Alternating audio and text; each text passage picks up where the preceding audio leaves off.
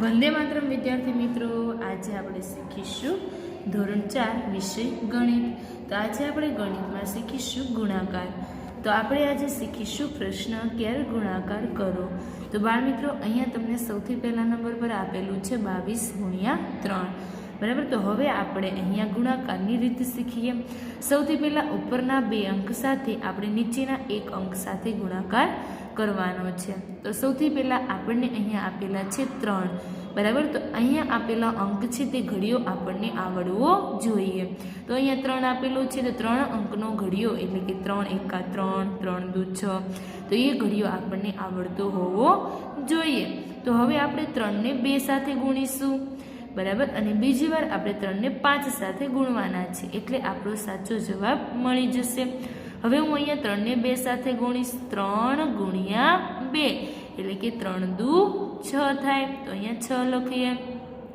પછી 3 ને 5 સાથે ગુણવાના છે, એટલે કે 3 પંચા કેટલા થાય, તો કે 3 પંચા 15, તો અહીંયા આપણે 15 લખીશું, એટલે કે 156 જવાબ મળ્યો। બીજા નંબર પર આપેલું છે 86 ગુણ્યા 8, તો હવે આપણે 6 ને 8 સાથે ગુણીએ, પછી 8 ને 8 સાથે ગુણવાના છે। તો અહીંયા ઉપરના અંક સાથે નીચેના અંકને આપણે ગુણીશું। આપણને અહીંયા આપેલો જે અંક હોય, ઉપરનો અથવા નીચેનો, આપણને તેનો ઘડિયો આવડતો હોવો જોઈએ। અહીંયા 8 આપેલા છે, તો 8 ને આપણે 6 સાથે ગુણીએ। સૌથી પહેલાં એકમનો જે અંક આવે છે તેની સાથે ગુણીશું, પછી દશકના અંક સાથે ગુણવાનું છે। અહીંયા 6નો ઘડિયો 8 સુધી અથવા 8નો ઘડિયો 6 સુધી બોલીએ, તો 8 6 અંક થાય 48, તો 48 અહીંયા, એના 8 અહીંયા, 4 જે વધી છે તે 8ની ઉપર જશે, એટલે થઈ ગયા 4 ને 8 48। શું કરવાનું છે, તો 6 8 48 ના 8 વધી પડી 4। હવે આપણે 8નો ઘડિયો 8 સુધી બોલીશું। આપણે અત્યારે આ વધીને ધ્યાનમાં લેવાની નથી, આપણે 8 8 64 થાય, તો 64માં હવે આપણે 4 ઉમેરી દઈએ એટલે 68 થાય, તો 6 અને 8 એટલે થઈ ગયા 688 જવાબ। હવે અહીંયા આપેલું છે 14 ગુણ્યા 7, તો આપણને 14 સત્તા કેટલા થાય, તો આપણને 14નો ઘડિયો આવડતો હોય તો ડાયરેક્ટ જવાબ આવડી જાય, 14 સત્તા 98, પરંતુ આપણે ગણતરી પણ કરીને લખી શકીએ। તો 4નો ઘડિયો 7 સુધી બોલીએ, તો 4 સત્તા થશે 28, તો અહીંયા 28 ના 8 વધી ક્યાં જશે, 1 ઉપર। હવે 1 સત્તુ 7, એમાં 2 ઉમેરીએ એટલે 9 થાય, એટલે 14 સત્તા 98। પછી અહીંયા 0 ગુણ્યા 4 અને 2 ગુણ્યા 4 આપણે ગુણાકાર કરવાનો છે। 0 સાથે 4નો ગુણાકાર કરતાં જવાબ 0 આવે। કોઈ પણ સંખ્યાનો 0 સાથે ગુણાકાર એટલે જવાબ થશે 0। હવે અહીંયા આપેલું છે 2 અને 4, તો 2 ચોક કેટલા થાય 8, એટલે કે 20 ગુણ્યા 4 બરાબર જવાબ આવશે 80। અહીંયા આપેલું છે 135 ગુણ્યા 6, હવે આપણે અહીંયા શું કરીશું, તો 135 આપેલા છે, અહીંયા 6 આપેલા છે, તો સૌથી પહેલાં આપણે 5 ને 6 સાથે ગુણવાના છે, અથવા 6 ને 5 સાથે ગુણીએ, તો 6 પંચા કેટલા થાય 30, તો 30નો 0 વધી 3, જે 3 ઉપર જશે। હવે અહીંયા 3 અને 6 સાથે ગુણીશું, કેમ કે પહેલાં એકમનો અંક લઈએ, હવે દશકનો અંક, 3 6 અંક 18, 18માં 3 નાખીએ એટલે 21 થાય, તો 21 ના 1 વધી પડી 2, એ 2 જશે 1 ઉપર। હવે અહીંયા એકમ પછી 100ના અંકનો વારો છે, એકમ દશક અને 100, તો 1 જે છે એ 100નું સ્થાન ધરાવે છે, તો એ 1 ને 6 સાથે ગુણીએ, 1 6 6, 6માં 2 નાખીએ એટલે 8, આપણો જવાબ થયો 810। એવી જ રીતે 6 નંબર આપેલા છે, 307 ગુણ્યા 2।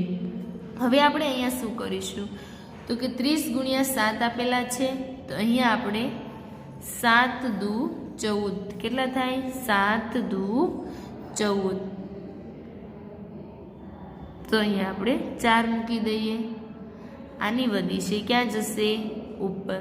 પરંતુ 0 સાથે કોઈ પણ સંખ્યાનો ગુણાકાર કરીએ તો જવાબ 0 આવે, એટલે અહીંયા જે એક અંક છે એ સીધો અહીંયા નીચે મૂકી દેવાનો, કેમ કે ગુણાકાર છે એ કોઈ ગુણાકાર માન્ય લાગતો નથી, કારણ કે 0 છે।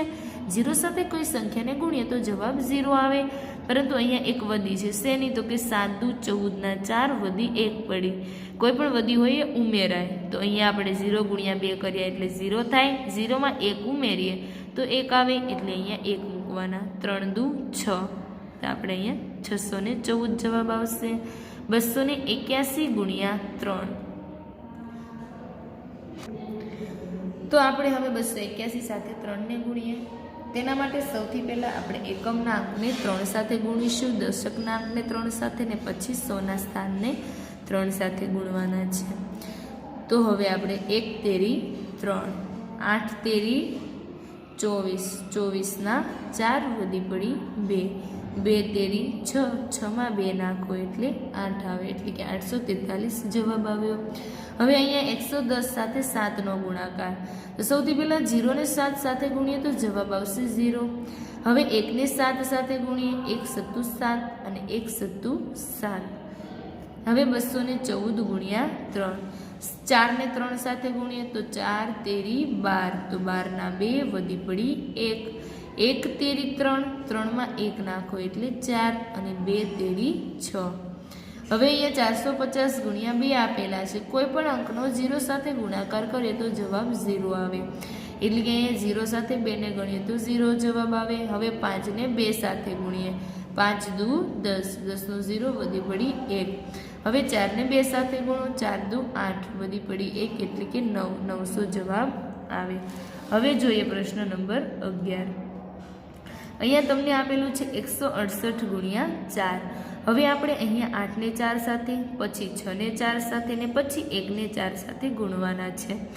8 ચોક 32, 32ના 2 વધી પડી 3, વધી ક્યાં જશે તો કે બાજુના અંક ઉપર. તો હવે અહીંયા 6 ચોક 24 થાય, 24માં 3 ઉમેરો, 25, 26 ને 27, એટલે કે 6 ચોક 24માં 3 ઉમેરતા 27 થાય, તો 27ના 7 વધી પડી 2. હવે 1 ચોકને 1નો ઘડિયો 4 સુધી બોલીશું, 1 ચોક 4. હવે 4માં 2 ઉમેરીએ તો કેટલા થાય 6, એટલે કે 672 જવાબ મળે.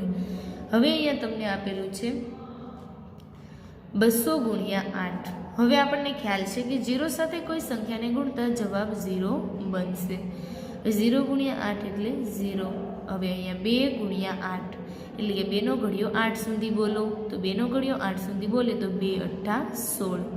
હવે અહીંયા આપેલું છે 105 ગુણ્યા 5. હવે અહીંયા આપણે 55 25, 25ના 5 વધી પડી 2. તમે અહીંયા વધી ના મૂકો અથવા ડાયરેક્ટ પણ અહીંયા 25 મૂકી દો તો પણ ચાલશે, કારણ કે અહીંયા 0 સાથે 5 ગુણતા જવાબ તો 0 આવશે. વત્તા 2, 0 વત્તા 2 પણ 2 જ થાય, કેમ કે વધી છે, વધી ઉમેરાય છે, એટલે એ ગુણાકારમાં ગણાય નહીં, કેમ કે ગુણાકારમાં 0 ગુણ્યા 5 ગણાય, એટલે 0 જવાબ આવે. પણ એમાં 2 ઉમેર્યો તો 2 જવાબ આવે. 1 પંચું 5, એટલે 525.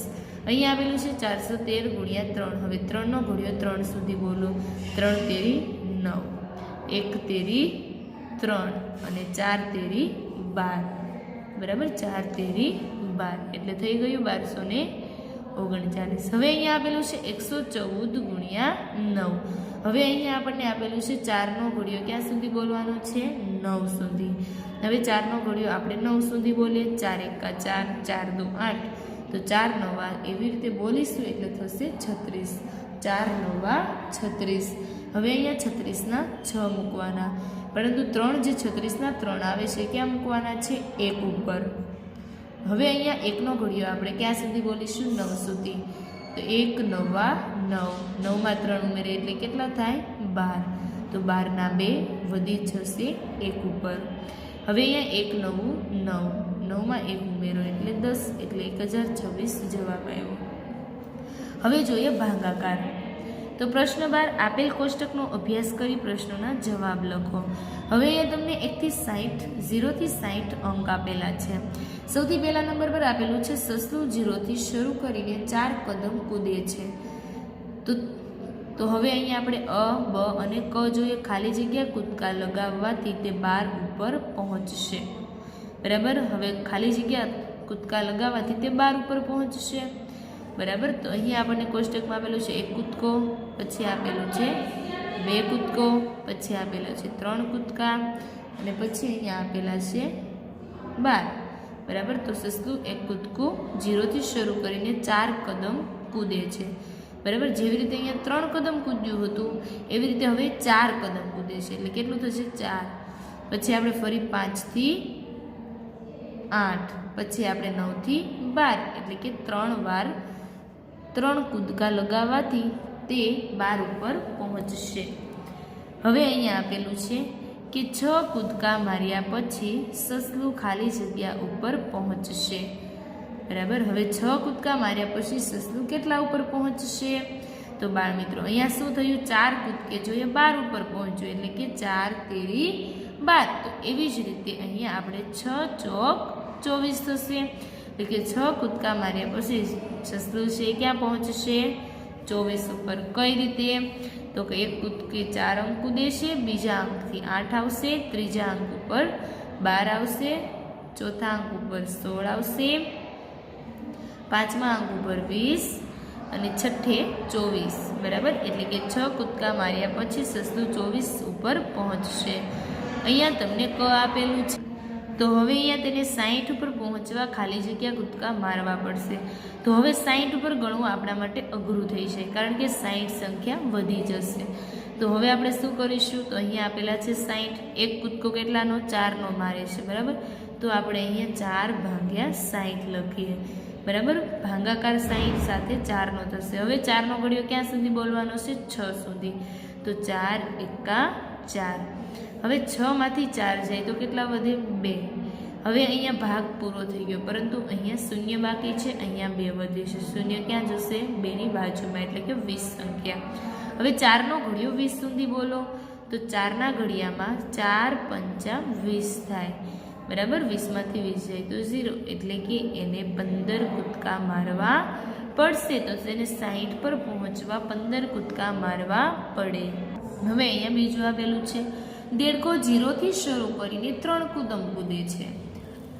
હવે પહેલા દેડકો 4 પહેલા સસલું હતું એને 4 કૂદકા માર્યા પરંતુ દેડકો છે કેટલા મારે છે? તો કે 3. બરાબર. 3 કૂદકા મારે છે. તો અહીંયા આમાં આપેલું છે ખાલી જગ્યા કૂદકા મારવાથી તે 30 ઉપર પહોંચશે. તો 3 ભાગ્યા 30. બરાબર. અહીંયા 30 ભાગ્યા 3 કરીશું એટલે આપણો જવાબ આવી જાય. બરાબર. તો 30 સાથે 3નો ભાગાકાર કરીએ. 30 ભાગ્યા 3. 3ના ઘડિયામાં 30 ક્યાં આવે? તો કે 3 દાન 30 એટલે કે 10. તો તે 10 કૂદકા મારવાથી 30 ઉપર પહોંચશે. પછી આપેલું છે 12 કૂદકા માર્યા પછી તે ખાલી જગ્યા ઉપર પહોંચશે. હવે 3 કૂદકે એ બરાબર. તો 3 કૂદકા મારે એ અંક એક કૂદકો કહેવાય છે 3 અંક ઉપર. બરાબર. તો હવે એવા 12 કૂદકા મારે છે તો કેટલા આવશે? માર્યા પછી કેટલા ઉપર પહોંચશે?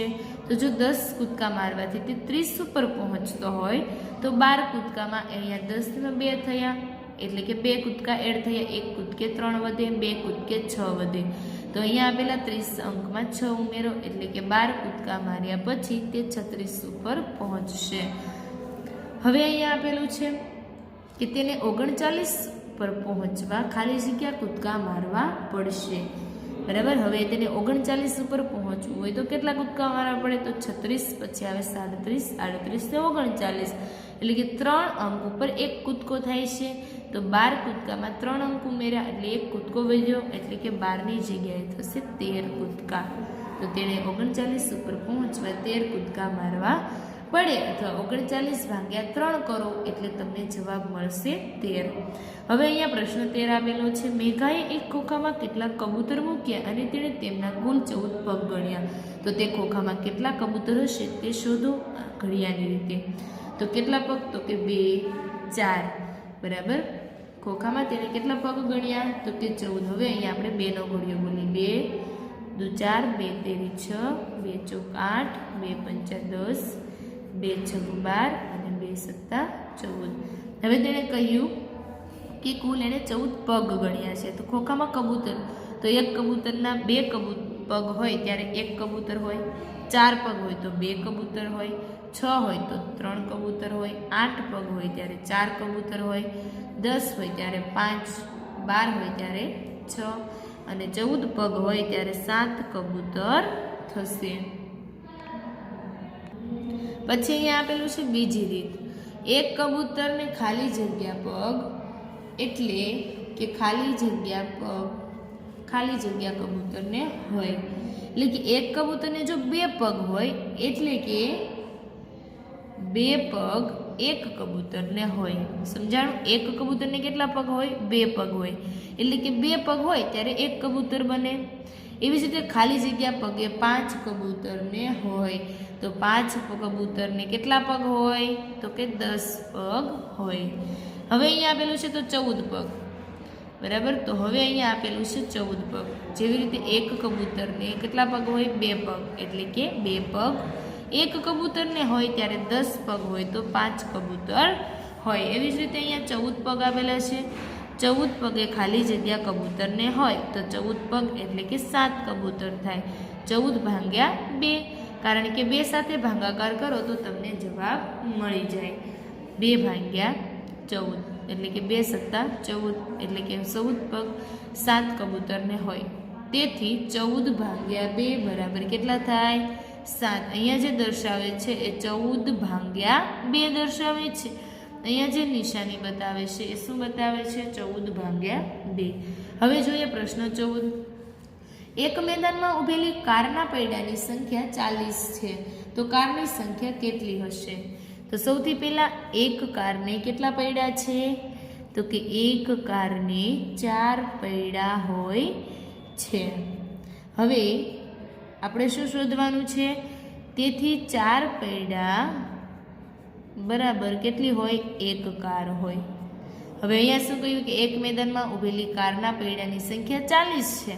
તો કારની સંખ્યા શોધવા માટે પહેલાં તેના પૈડાની સંખ્યા શોધવી પડે. બરાબર, તો 4 પૈડા બરાબર એક કાર થાય. તો આપણે અહીંયા કરીશું તેથી 40 પૈડા બરાબર 40 ગુણ્યા 1 છેદમાં 4. શા માટે? તો આપણે અહીંયા 40 સાથે 4ને ભાંગીએ છીએ. બરાબર, તો હવે આપણે 10નો ઘડિયો ક્યાં સુધી બોલવાનો છે? 4 સુધી. તો 4 દાન 10 એટલે કે જવાબ આવશે બરાબર 10 કાર. બરાબર, 10 ચોક 40 એટલે 4 4 ઉડી ગયા. 10 વધ્યા, 10 એકા 10 તો 10 કાર આવે. તો તેથી આપણે લખીશું કે કારની સંખ્યા કેટલી છે? તો કે કારની સંખ્યા બરાબર 10. પછી પ્રશ્ન 15. પ્રાણી સંગ્રહાલયના એક પિંજરામાં રાખેલા પોપટના પગની સંખ્યા 100 છે તો તે પિંજરામાં કેટલા પોપટ હશે? તો બાળમિત્રો, એક પોપટને કેટલા પગ હોય એ શોધવાનું. તો એક પોપટને 2 પગ હોય. હવે અહીંયા તમને પગની સંખ્યા 100 આપી છે. બરાબર, તો આપણે અહીંયા લખીશું કે તેથી 100 પગ બરાબર અહીંયા આપણે શું કરવાનું છે? 100 ગુણ્યા 1 છેદમાં શું આવશે? તો કે એક પોપટને 2 પગ હોય. હવે આપણે 2નો ભાગાકાર 100 સાથે, તો 100 એટલે કે 50 ગુણ્યા 2 100 થાય. 2 સાથે 2 ઉડી જાય એટલે કે 50 એકા 50 જવાબ આવે. તો પિંજરામાં 50 પોપટ હશે. કેટલા હશે? 50 પોપટ હશે. પછી પ્રશ્ન 16 આપેલો છે. હેમા બીમાર હોવાથી તે 28 દિવસ શાળાએ ગઈ નથી તો તે કેટલા અઠવાડિયા શાળાએ નથી ગઈ? તો હવે અહીંયા હેમા છે એ બીમાર છે. બરાબર, 28 દિવસ શાળાએ નથી ગઈ. તો દિવસ કયા છે? તો સૌથી પહેલાં કેટલા દિવસે અઠવાડિયું થાય? તો 7 દિવસ બરાબર 1 અઠવાડિયું થાય.